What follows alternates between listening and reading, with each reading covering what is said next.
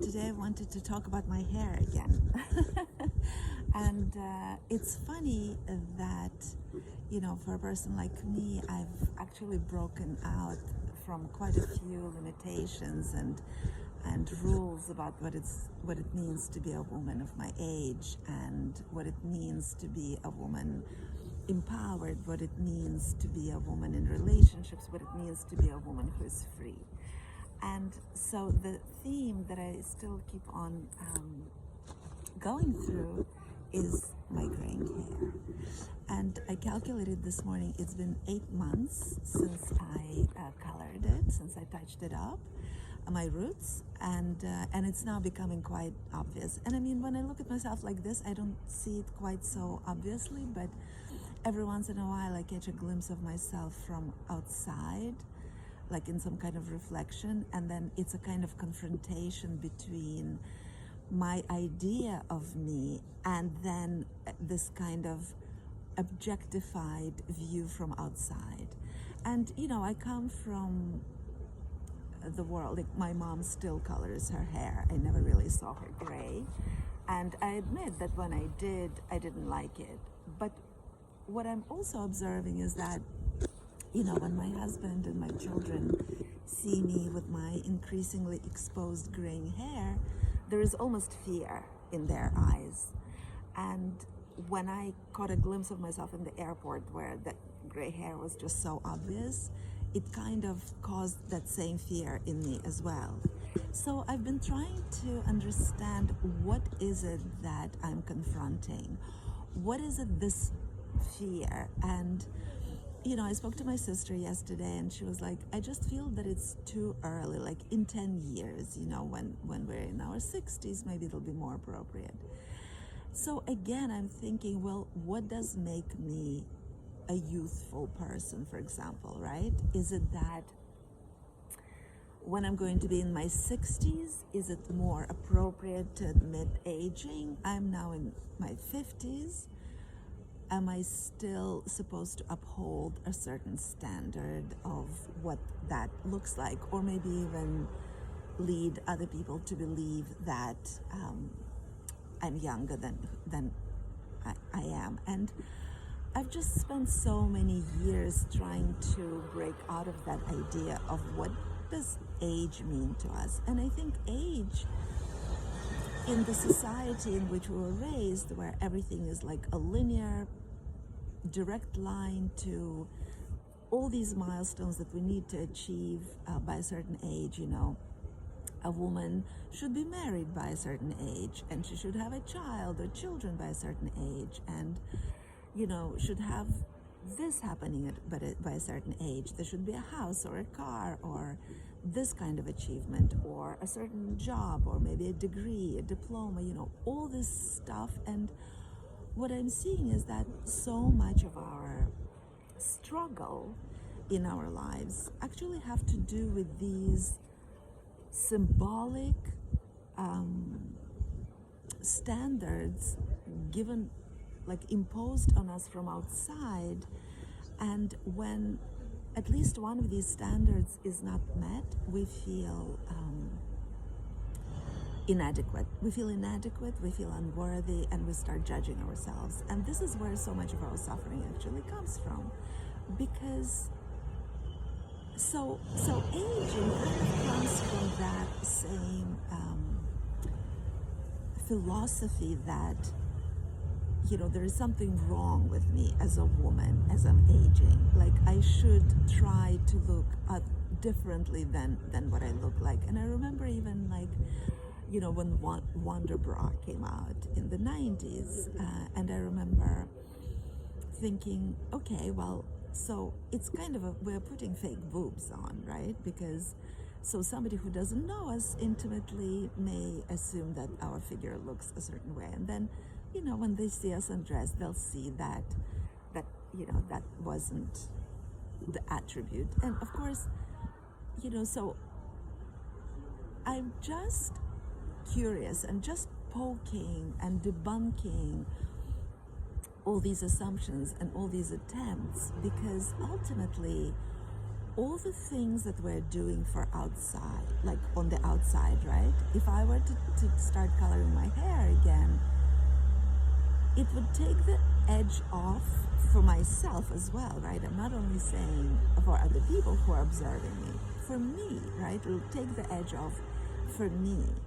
But what I'm also understanding is that it's only going to postpone the day of reckoning where sooner or later I'm going to have to deal with accepting all the changes that are happening in my body, on my body, and in my life because of my aging. And the thing about aging as well, it's a funny thing that we've put so much pressure on, even on that word aging. Like, what the hell does that mean? We've been aging since we were born.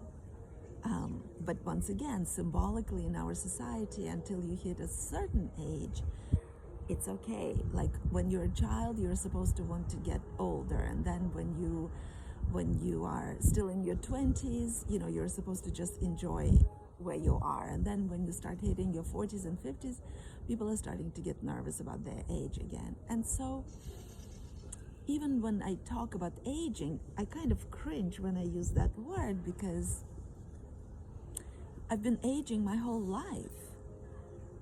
So the resources of time, energy, worry that I am using to fight that is taking away from other processes and other search that may actually bring me to a place where I can be thriving much more. So I guess what I'm trying to say is, it's a conversation, it's a dialogue with myself. What am I trying to do? And I'm not judging either way. I promise to myself that I am going to be very soft about this. And I also want to understand what my needs are around this. Is my need to not deal with my graying hair by touching it up and coloring, is it more important right now so that I can focus on other things?